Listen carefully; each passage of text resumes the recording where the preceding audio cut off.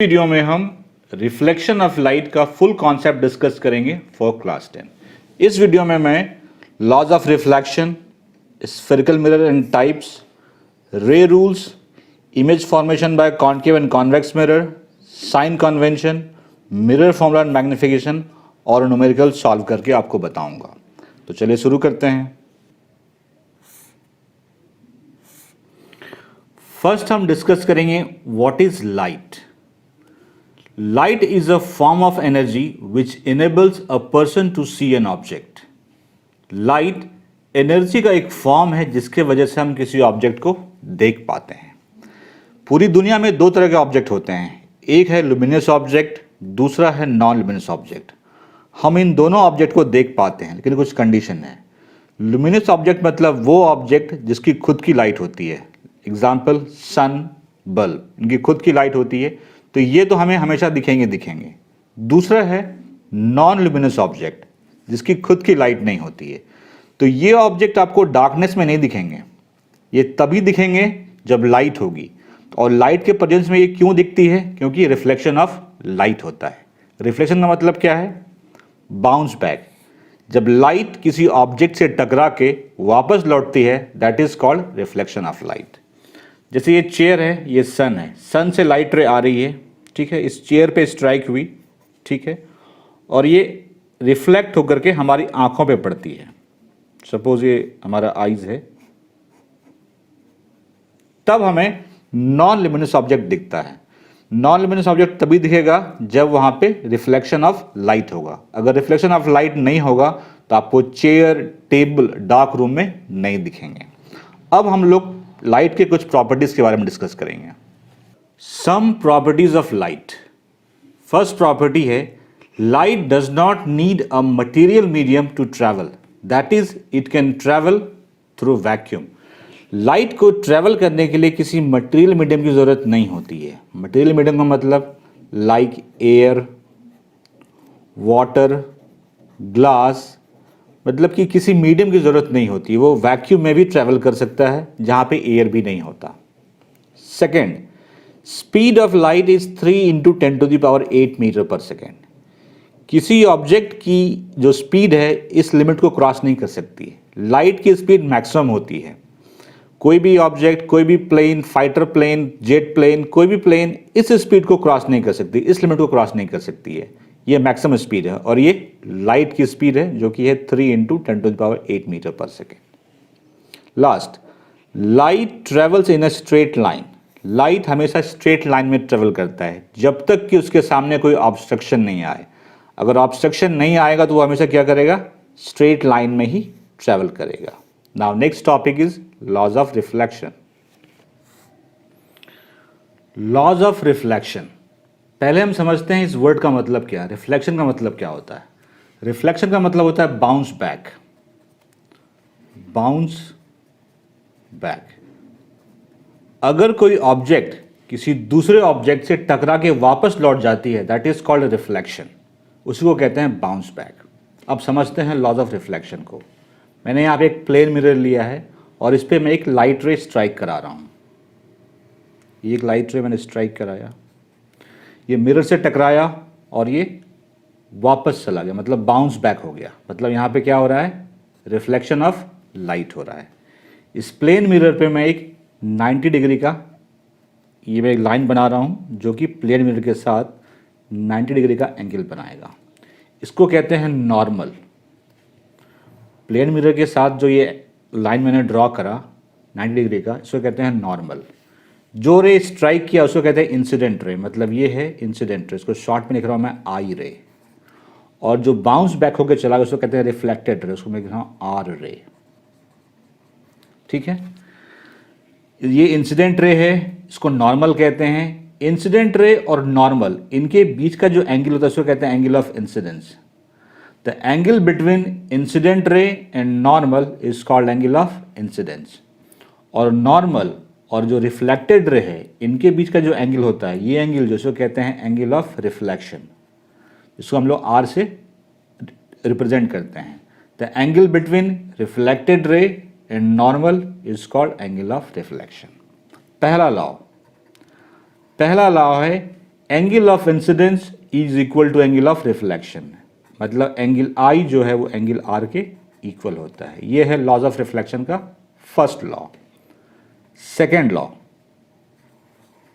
Law होता है incident ray, reflected ray, normal at the point of incidence, जहां पे वो स्ट्राइक कर रहा है, all lie in the same plane, वो सारे एक ही प्लेन में लाई करते हैं। अब इसका मतलब क्या हुआ?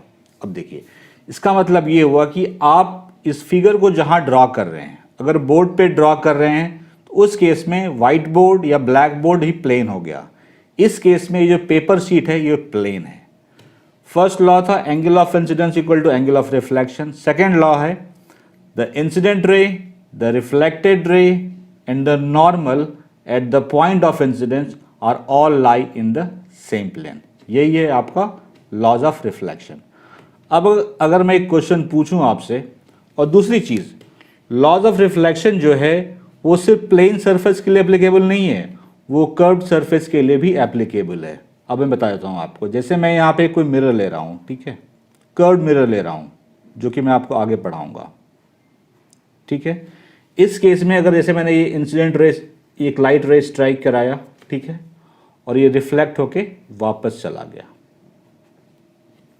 और ये मैं नॉर्मल डाल दे रहा हूँ जो कि मिरर से 90 डिग्री एंगल बनाएगी, तो इस केस में भी जो एंगल ऑफ इंसिडेंस होगा ये एंगल ऑफ रिफ्लेक्शन के इक्वल होगा। Incident ray, reflected ray, normal at the point of incidence all lie in the same plane.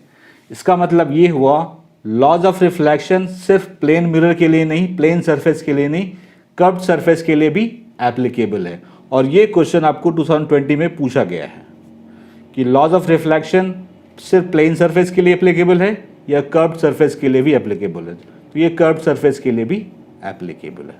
I hope आप लोगों को लॉज ऑफ रिफ्लेक्शन क्लियर हो गया होगा। अब हम लोग टाइप्स ऑफ स्फेरिकल मिरर पढ़ेंगे।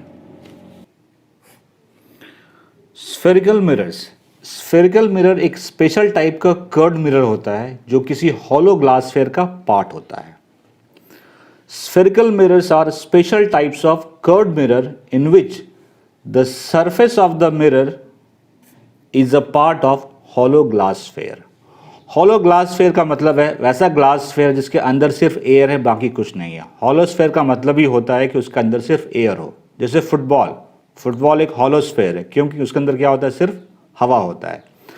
तो जो स्फेरिकल मिरर होते हैं वो हॉलो ग्लास स्फेयर के पार्ट होते हैं। जैसे मैंने यहाँ पे एक हॉलो ग्लास स्फेयर लिया है, ठीक है, और मैंने इसके इस पोर्शन को काट के बाहर निकाल दिया, ठीक है। ये पोर्शन यहाँ पे बाहर आ गया। ये वाला पॉलिश्ड पोर्शन है जिससे कि लाइट इसको क्रॉस ना कर सके।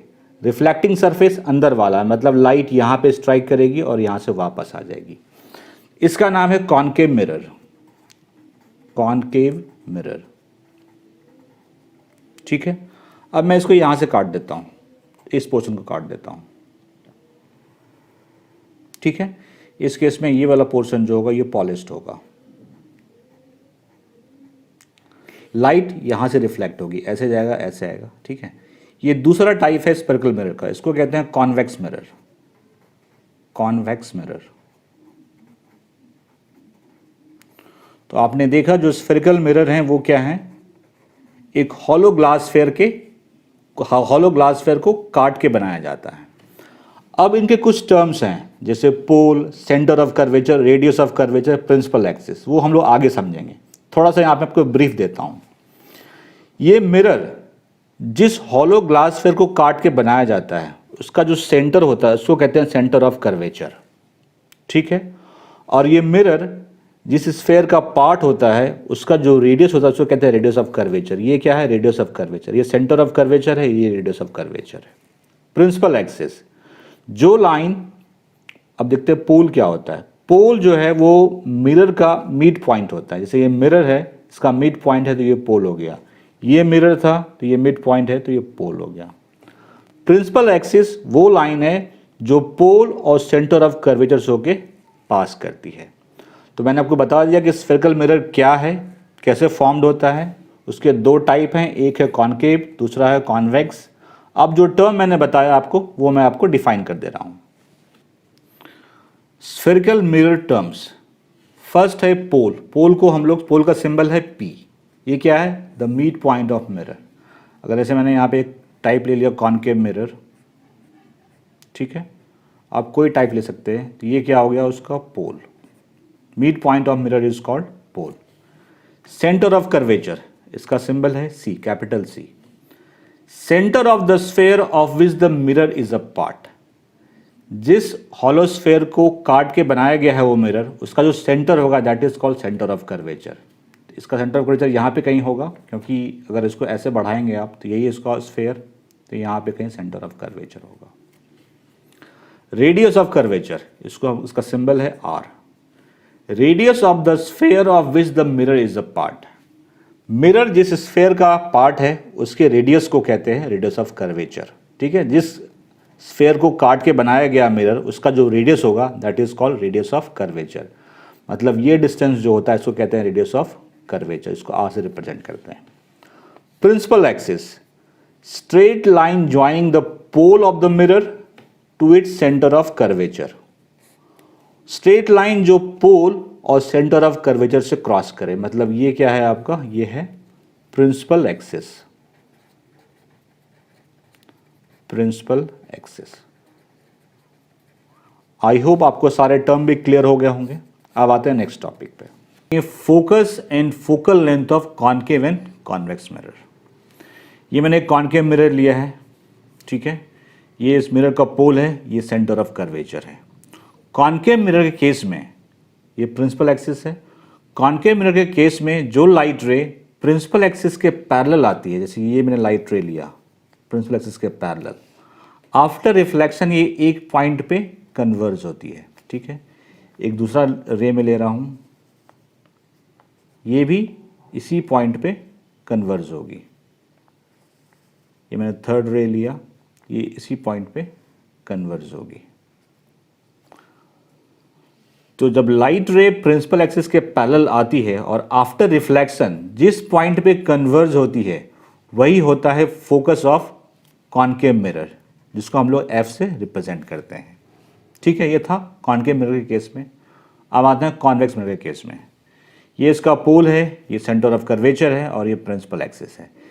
इस केस में अगर लाइट रे प्रिंसिपल एक्सिस के पैरेलल आएगी तो इधर तो जाएगी नहीं, क्योंकि ये जो पॉलिश वाला पोर्शन है तो ये इधर चली जाती है। कुछ रेज हम और लेते हैं तो ये सब चली जाएगी। सिमिलरली इधर लिया तो इधर चली गई, ठीक है। तो ये इसको आप कितना भी आगे बढ़ाइए कहीं मिलेगा नहीं, तो क्या करते हैं, इसको हम ऐसे ले जाते हैं।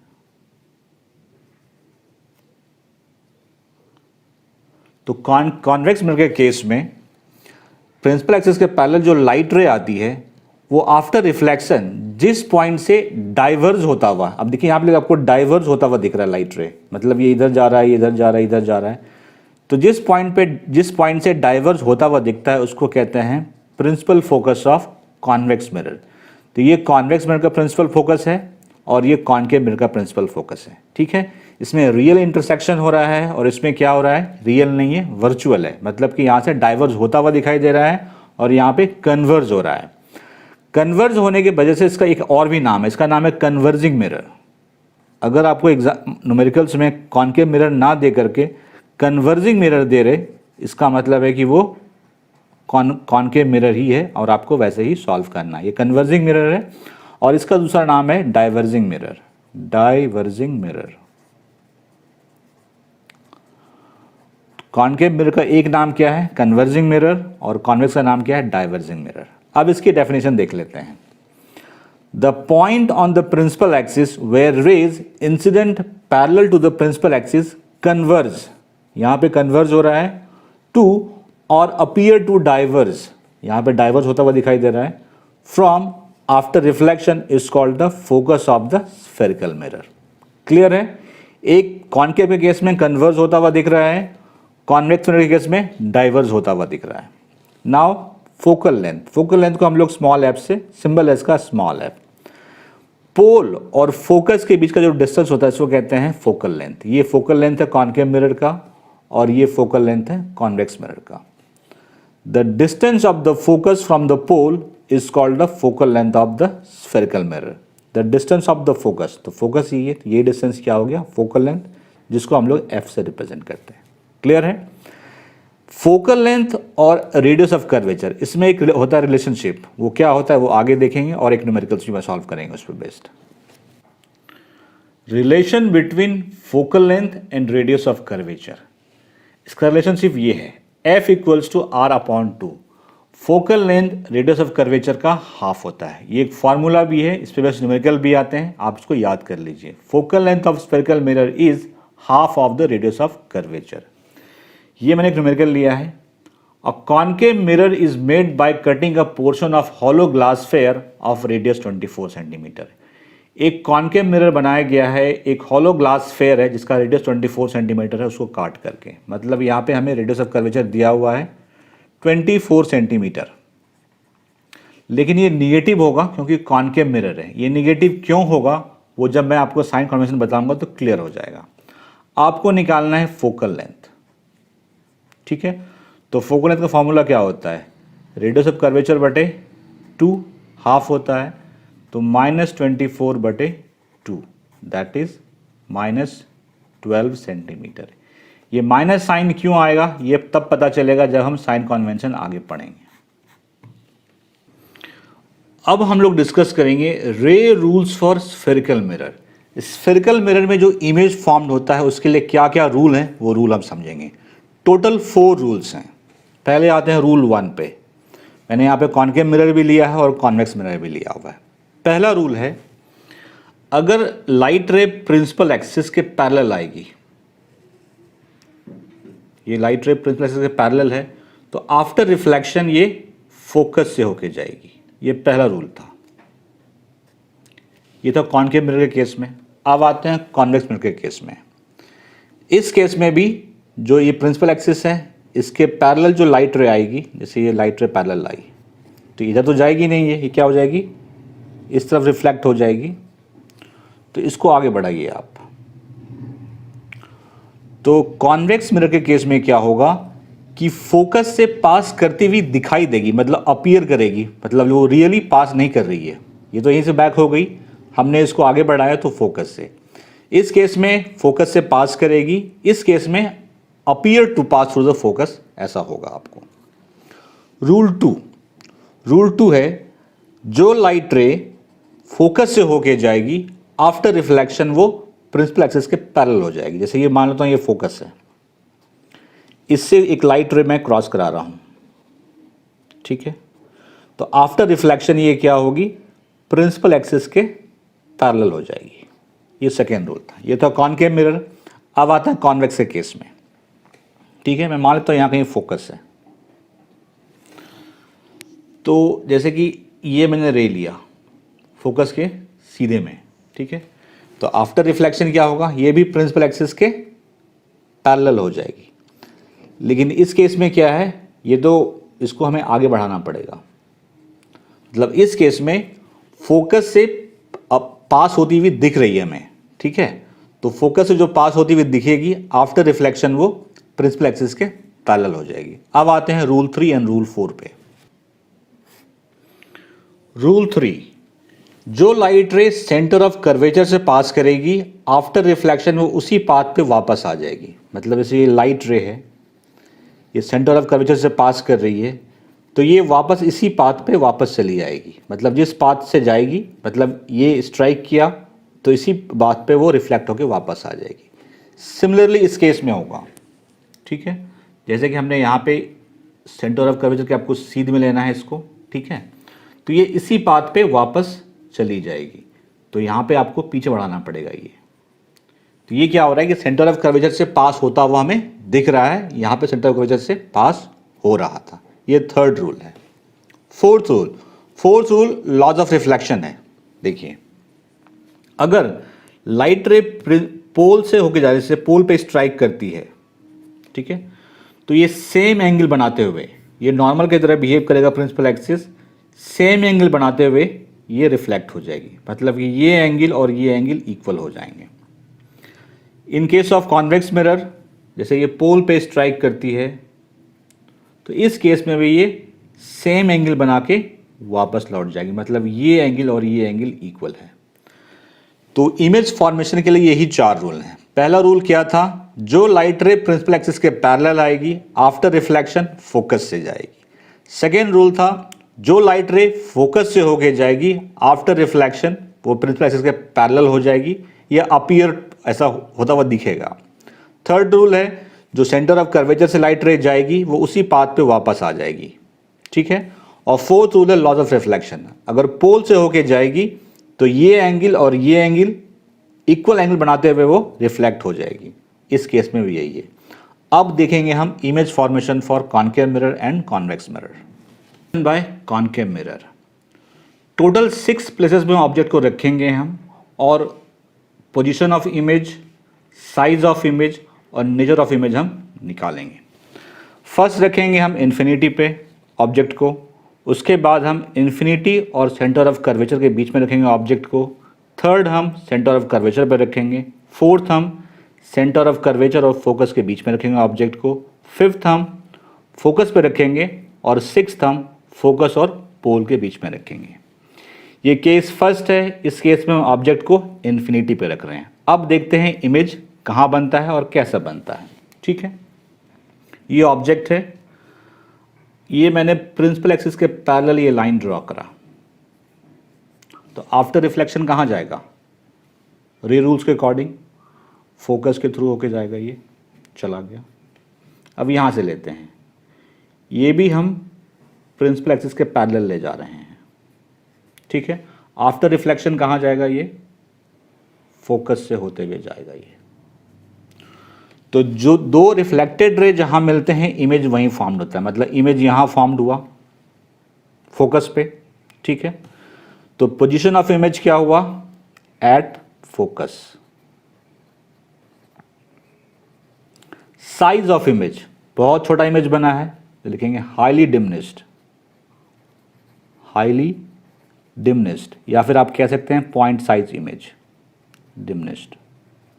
नेचर ऑफ इमेज, देखिए मिरर के इस साइड में, लेफ्ट साइड में अगर इमेज बनता है तो वो हमेशा रियल बनेगा, और जो इमेज रियल होगा वो इन्वर्टेड भी होगा, जो इमेज रियल होगा वो इन्वर्टेड भी बनेगा, मतलब उल्टा बनेगा वो इमेज।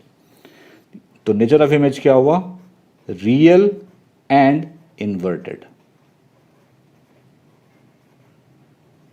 तो जब ऑब्जेक्ट को हम इन्फिनिटी पे रखते हैं तो इमेज कहाँ बनता है, फोकस पे बनता है। कैसा बनता है, हाईली डिमिनिश्ड बनता है, और नेचर क्या होता है, रियल एंड इन्वर्टेड। रियल बनेगा लेकिन उल्टा बनेगा। अब आते हैं केस 2 पे। इस केस में हम लोग ऑब्जेक्ट को सी के सेंटर ऑफ कर्वेचर के पीछे रखेंगे। जैसे ये सेंटर ऑफ कर्वेचर है तो हमने यहाँ पे कहीं ऑब्जेक्ट रखा है, ठीक है। रे रूल्स लगाते हैं। पहला हम प्रिंसिपल एक्सिस के पैरेलल एक रे ड्रॉ करते हैं, तो ये कहाँ से जाएगी, फोकस से होते हुए जाएगी, आफ्टर रिफ्लेक्शन चली गई, ठीक है। दूसरा हम सेंटर ऑफ कर्वेचर से रे को पास करा रहे हैं, तो जो रो सेंटर ऑफ कर्वेचर से जाती है, थोड़ा मिरर छोटा हो गया मेरा, ठीक है, इसको बढ़ा लीजिए, ठीक है। तो जो सेंटर ऑफ कर्वेचर से होकर जाती है वो उसी पाथ पे वापस लौट जाती है। मतलब दो रिफ्लेक्टेड रे कहाँ मिल रहे हैं, यहाँ पे मिल रहे हैं, मतलब इमेज यहाँ पे फॉर्म्ड हो रहा है, ऐसा इमेज फॉर्म्ड हो रहा है। अब देखिए पोजीशन ऑफ इमेज कहाँ है, बिटवीन सी एंड एफ, कहाँ पे बना है, लिखिए between centre of curvature and focus. Size of image object से छोटा है तो लिखिए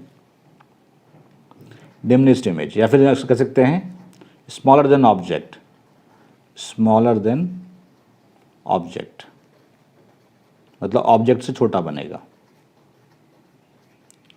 नेचर ऑफ इमेज क्या है, मैंने क्या बताया, इस तरफ जितने इमेज बनेंगे वो रियल बनेंगे, और रियल बनेंगे तो इन्वर्टेड भी बनेंगे। तो ये हो गया आपका real and inverted.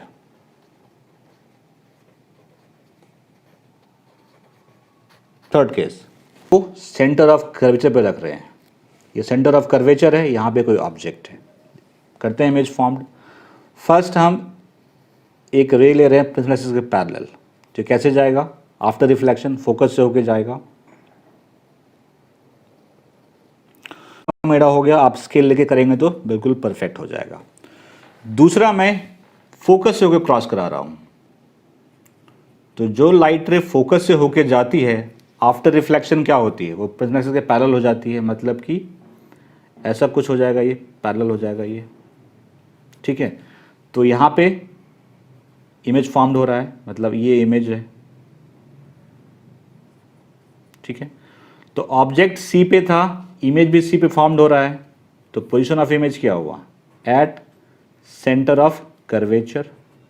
Size of image, जो ऑब्जेक्ट की साइज होगी उसी साइज का इमेज भी फॉर्म्ड हो रहा है, सेम साइज। और इस तरफ है तो नेचर ऑफ इमेज तो फिक्स्ड होगा, रियल है और इन्वर्टेड है, and inverted. Centre of curvature और फोकस के बीच में रखेंगे। सेंटर ऑफ कर्वेचर ये रहा, फोकस ये रहा, यहाँ पे ऑब्जेक्ट है। ट्रेस करते हैं इमेज। पहला लाइट रे प्रिज्म एक्सिस के पैरेलल है, तो कैसे वापस आएगा ये, रिफ्लेक्ट कैसे होगा, फोकस से होते हुए रिफ्लेक्ट होगा, ठीक है। दूसरा हम सेंटर ऑफ कर्वेचर से क्रॉस करा रहे हैं, ये सेंटर ऑफ कर्वेचर है, तो इसी पाथ पे वापस आएगा ये, तो इसको मैं बढ़ा के यहाँ पे कहीं मिल रहा है, ठीक है। तो इमेज कहाँ फॉर्म्ड हुआ, ये इमेज फॉर्म्ड हुआ, ठीक है।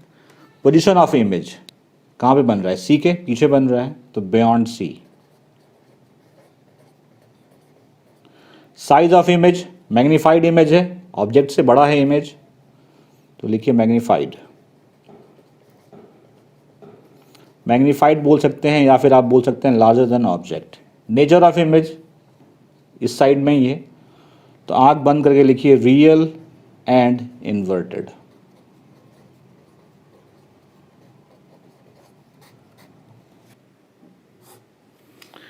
केस 5, इस केस में हम ऑब्जेक्ट को रखेंगे फोकस पे एट एफ। जैसे ये फोकस है, यहाँ पे मैं रख रहा हूँ ऑब्जेक्ट, ये कोई ऑब्जेक्ट है, ठीक है। फर्स्ट मैंने प्रिज्म एक्सिस के पैरेलल एक लाइन लिया, लाइट रे, तो आफ्टर रिफ्लेक्शन ये फोकस से होकर चली जाएगी रिफ्लेक्शन के बाद, ठीक है। दूसरा मैं सेंटर ऑफ कर्वेचर से पास करा रहा हूँ, ठीक है। तो ये जिस पाथ पे जाती है उसी पाथ पे वापस चली जाती है, मतलब ये इधर चली जाएगी। तो ये दोनों लाइट रे कहाँ मिलेंगे, पैरेलल लाइन है ये, तो पैरेलल लाइन कहाँ मिलती है, इन्फिनिटी पे मिलती है। तो इमेज कहाँ फॉर्म्ड होगा, इन्फिनिटी पे। एट इन्फिनिटी इमेज इन्फिनिटी पे बन रही है। साइज ऑफ इमेज बहुत बड़ा बनेगा, तो लिखिए हाईली इनलार्ज्ड, हाईली इनलार्ज्ड। और इस साइड बन रही है, तो आंख बंद करके रियल एंड इन्वर्टेड। एक केस और रहता है जो कि पोल और फोकस के बीच में होगा। लास्ट केस, इस केस में हम ऑब्जेक्ट को पोल और फोकस के बीच में रखेंगे। ये पोल है, ये फोकस है, यहाँ पे मैंने कोई ऑब्जेक्ट को रखा, ठीक है। अब देखते हैं कैसे इमेज बनता है। फर्स्ट ले रहे हैं हम प्रिज्म एक्सिस के पैरेलल एक लाइट रे, आफ्टर रिफ्लेक्शन वो फोकस से होके जाएगी, ये इधर चली गई, ठीक है। दूसरा मैं ले रहा हूँ सेंटर ऑफ कर्वेचर से,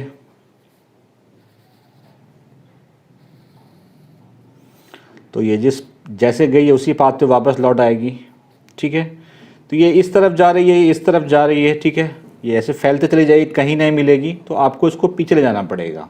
तो पीछे ले जाइए आप इसको, मतलब आगे ले जाइए, तो यहाँ पे कहीं इमेज फॉर्म्ड होगा। ये इस ऑब्जेक्ट का इमेज यहाँ पे फॉर्म्ड हो रहा है। पोजीशन ऑफ इमेज, इमेज कहाँ फॉर्म्ड हो रहा है, मिरर के पीछे बन रहा है, तो लिखिए behind the mirror, behind the mirror. Size of image, object से बड़ा है, लिखिए इनलार्ज्ड, मतलब बड़ा इमेज बन रहा है। नेचर ऑफ इमेज, मिरर के पीछे जितने भी इमेज बनते हैं वो वर्चुअल होते हैं, और जो इमेज वर्चुअल होते हैं वो इरेक्ट होते हैं। Virtual and erect. तो हमने टोटल 6 केसेस देखे।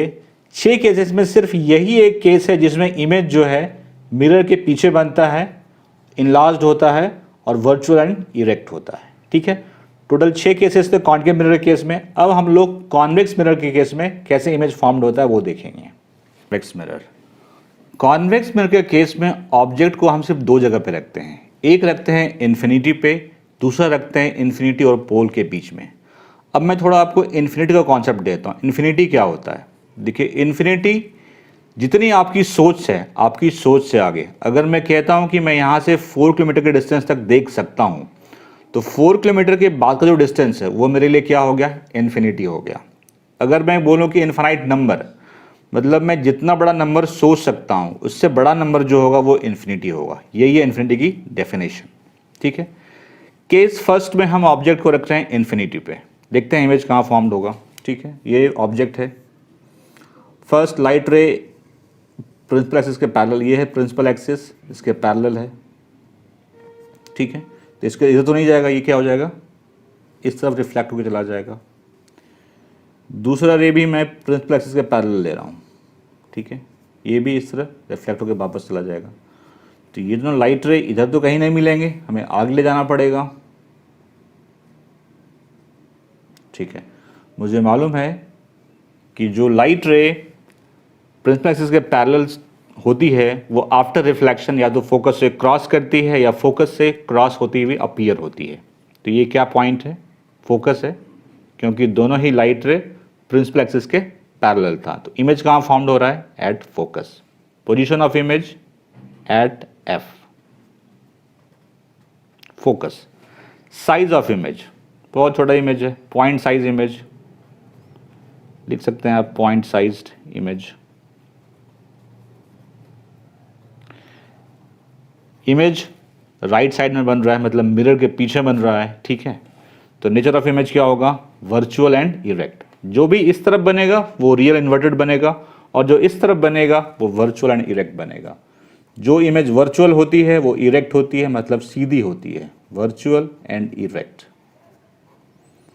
Erect at F behind the mirror, behind mirror.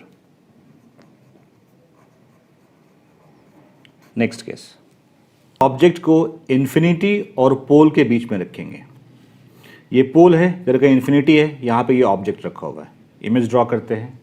First light ray principal axis के पैरेलल ले रहे हैं, पैरेलल लिया तो आफ्टर रिफ्लेक्शन ये ऐसे चली जाएगी। ये इसे हमें आगे बढ़ाना पड़ेगा, तो ये कहाँ जाके मिलेगा? फोकस पे। ठीक है, यहाँ फोकस। सेकेंड लाइट रे हम सेंटर ऑफ कर्वेचर से क्रॉस कराएंगे। ठीक है, तो हम जानते हैं जो लाइट रे सेंटर ऑफ कर्वेचर से पास करती है या पास करती हुई दिखाई देती है वो उसी पाथ पे वापस चली जाती है। मतलब ये ऐसे स्ट्राइक किया तो इसी पाथ पे ये वापस चली जाएगी। इसको थोड़ा आगे बढ़ाइए आप, सेंटर ऑफ कर्वेचर। यहाँ पे इंटरसेक्ट हो रहा है दोनों रे, इमेज कहाँ बना? ये इमेज बना आपका। ठीक है, पोजीशन ऑफ इमेज पोल और फोकस के बीच में, between pole and focus, behind the mirror, behind mirror. Second, size of image, object से छोटा है, देखिए स्मॉलर देन ऑब्जेक्ट,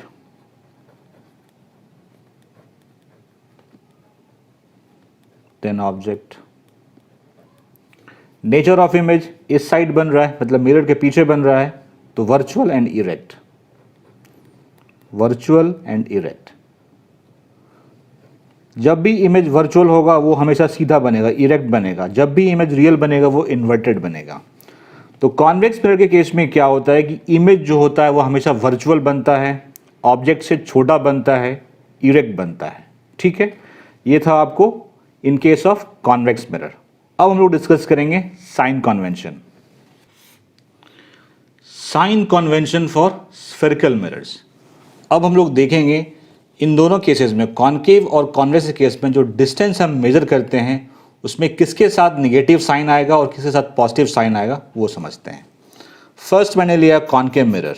ठीक है, ये कॉनकेव मिरर है। एक चीज़ ध्यान रखिए, मिरर कोई भी हो, कॉनकेव हो कॉन्वेक्स हो, मिरर के लेफ्ट साइड में जो चीज़ आएगा, जो भी चीज़ आएगा वो सारा निगेटिव साइन के साथ आएगा। मतलब इस तरफ जो आएगा वो निगेटिव साइन के साथ आएगा। मिरर के राइट साइड में जो चीज़ आएगा वो हमेशा पॉजिटिव साइन के साथ आएगा। ठीक है, सेम है कॉन्वेक्स मिरर के केस में, जो लेफ्ट साइड में आएगा वो निगेटिव साइन के साथ आएगा, जो राइट साइड में आएगा वो पॉजिटिव साइन के साथ आएगा। नेक्स्ट, अब प्रिंसिपल एक्सिस के ऊपर जो चीज़ आएगी वो पॉजिटिव साइन के साथ आएगी, जो नीचे आएगी वो निगेटिव साइन के साथ आएगी। सेम होगा इस केस में भी, प्रिंसिपल एक्सिस के ऊपर जो भी चीज़ आएगा वो पॉजिटिव साइन और जब नीचे आएगा तो नेगेटिव। तो कॉन्वेक्स में नीचे कभी नहीं आता, हमेशा ऊपर ही आता है, तो दोनों पॉजिटिव है।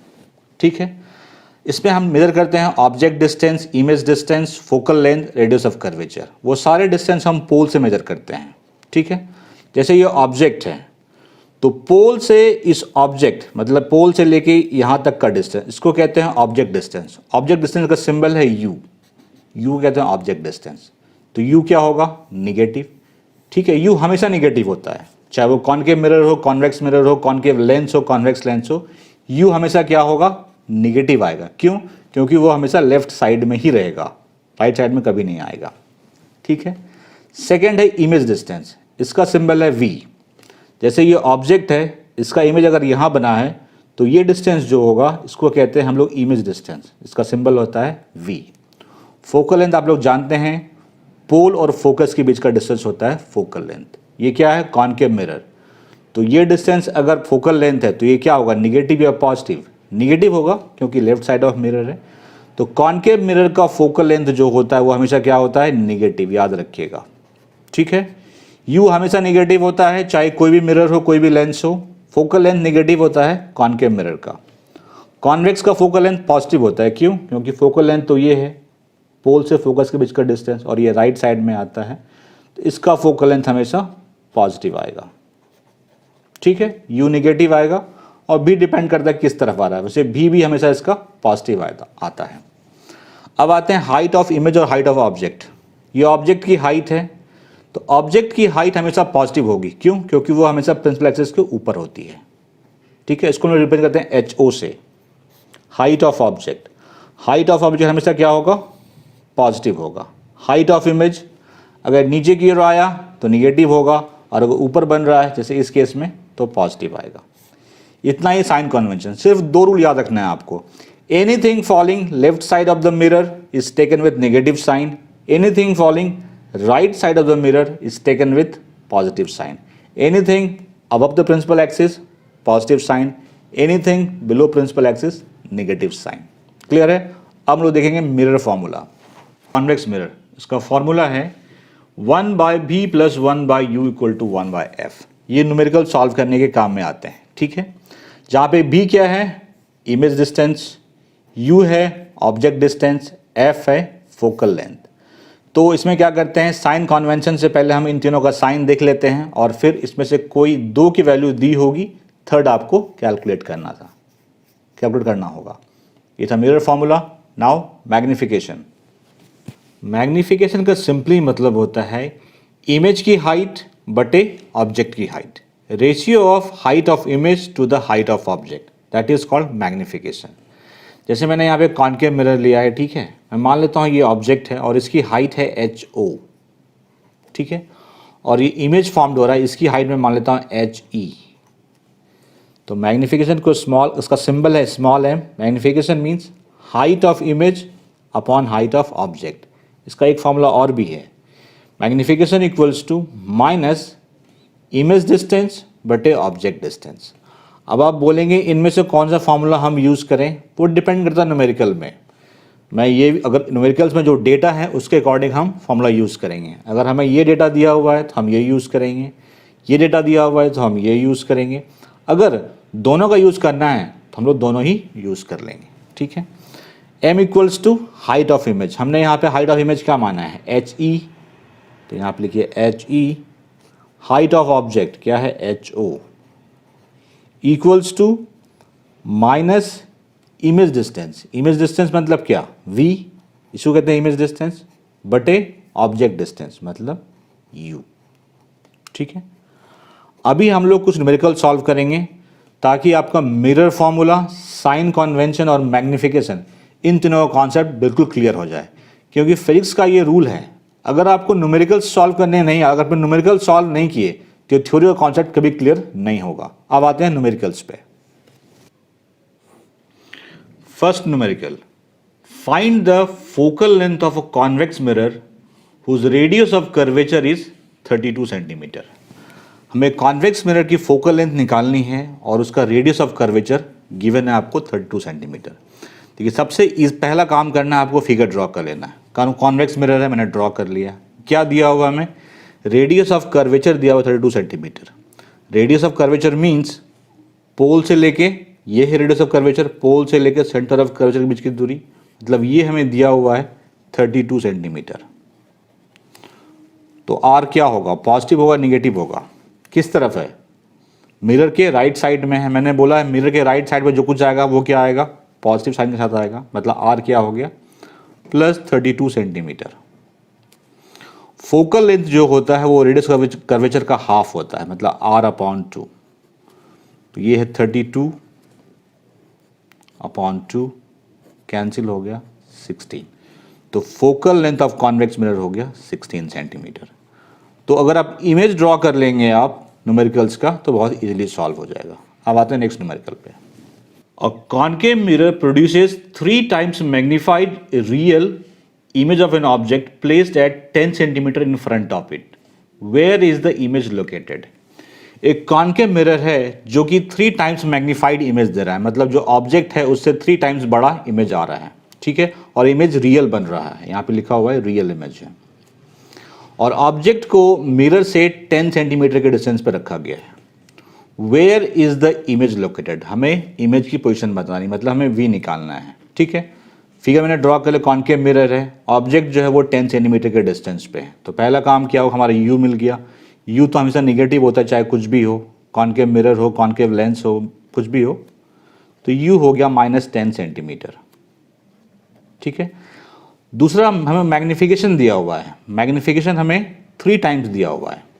अब ये 3 प्लस होगा या माइनस होगा वो देखते हैं। देखिए मैग्नीफिकेशन क्या होता है? हाइट ऑफ इमेज बटे हाइट ऑफ ऑब्जेक्ट। अब देखिए हाइट ऑफ ऑब्जेक्ट तो हमेशा पॉजिटिव होता है क्योंकि वो हमेशा ऊपर रहेगा तो पॉजिटिव होगा। यहाँ पे रियल इमेज बन रहा है, तो रियल इमेज जब बनेगा इसका मतलब है कि ऐसा इमेज कहीं बनेगा, ठीक है। तो ये इस केस में हाइट ऑफ इमेज जो वो क्या होगा? निगेटिव हो जाएगा क्योंकि ये प्रिंसिपल एक्सिस के नीचे है, ठीक है। तो ये अगर निगेटिव साइन के साथ आ रहा है और ये पॉजिटिव है तो वैल्यू पूरे का वैल्यू क्या आएगा? निगेटिव आएगा। तो मैग्नीफिकेशन जो 3 times है वो क्या है? -3 है, -3 है, +3 नहीं है, ठीक है। तो मैग्नीफिकेशन का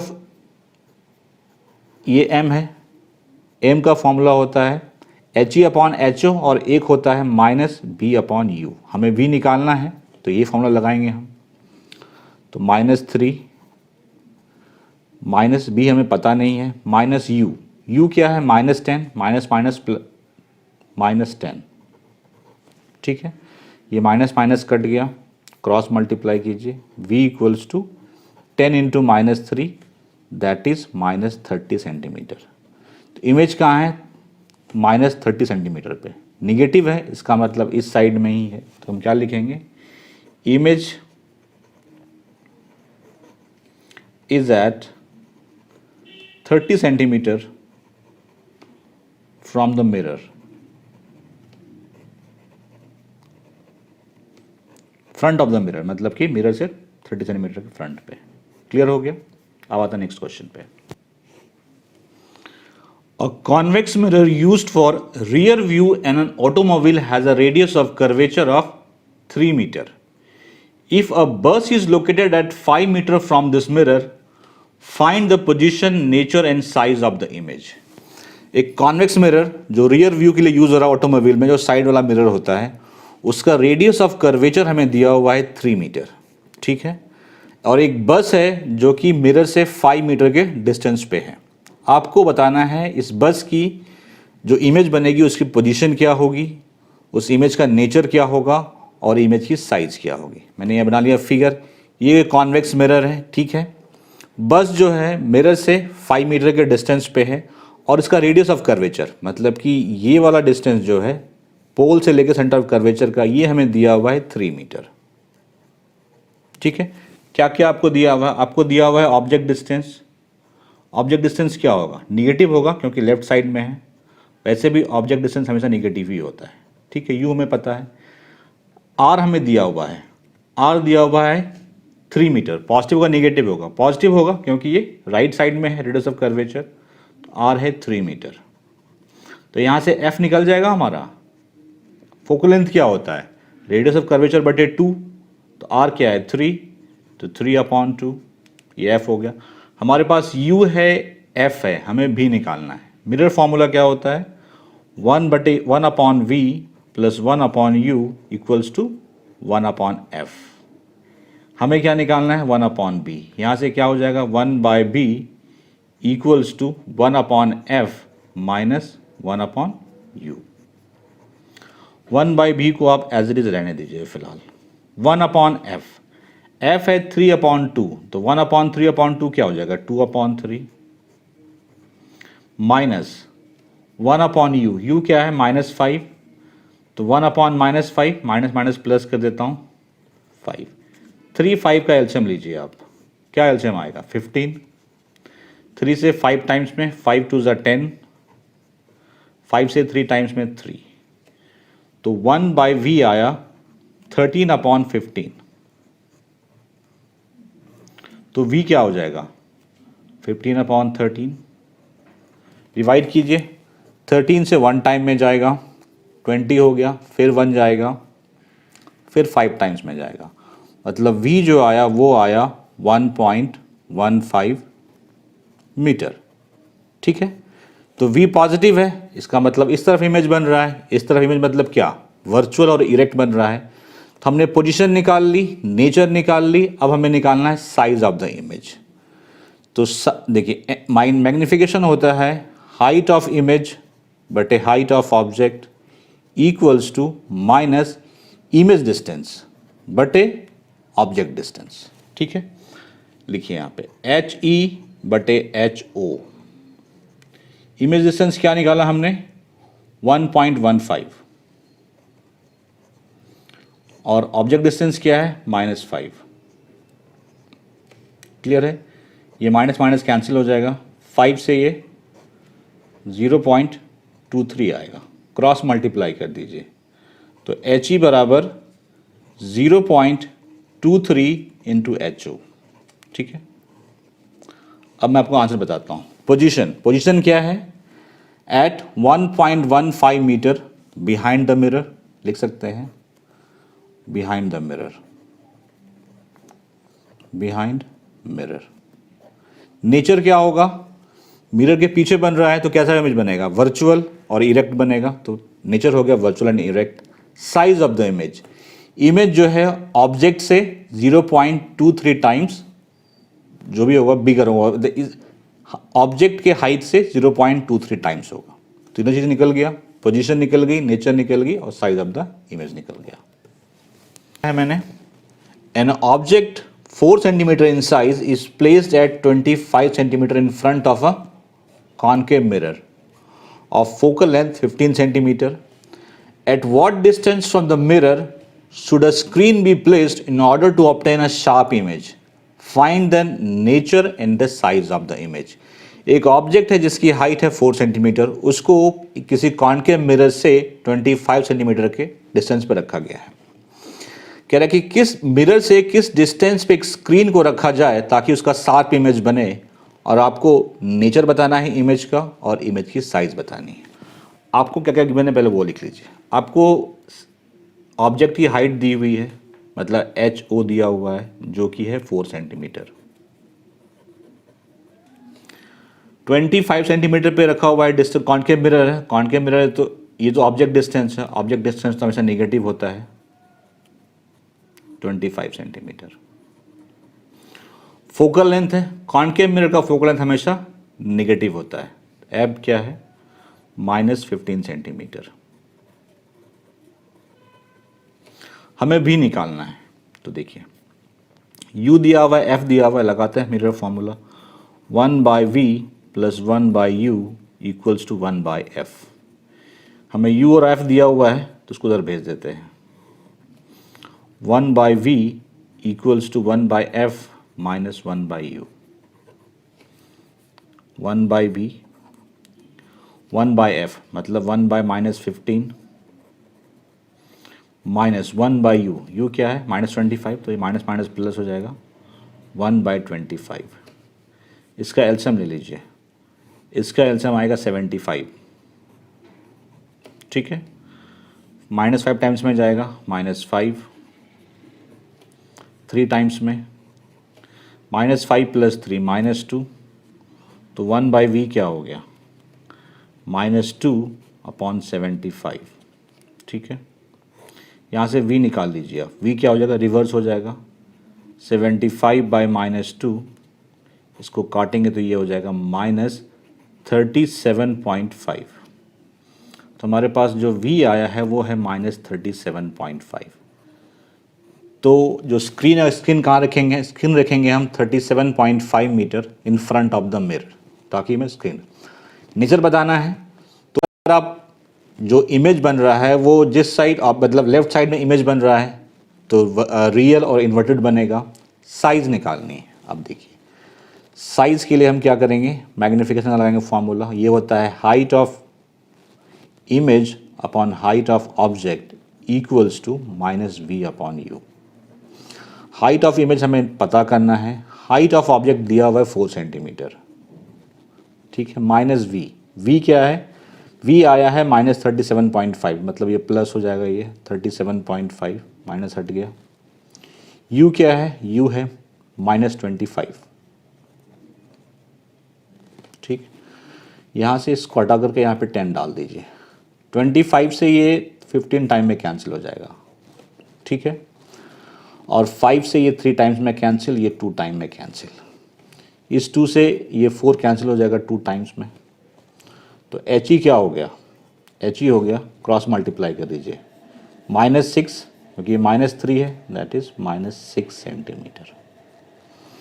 क्या क्या निकालना था हमें, हमें निकालना था कि कहाँ पे रखें स्क्रीन को कि हमें शार्प इमेज मिले। हम ये डिस्टेंस है फ्रॉम मिरर,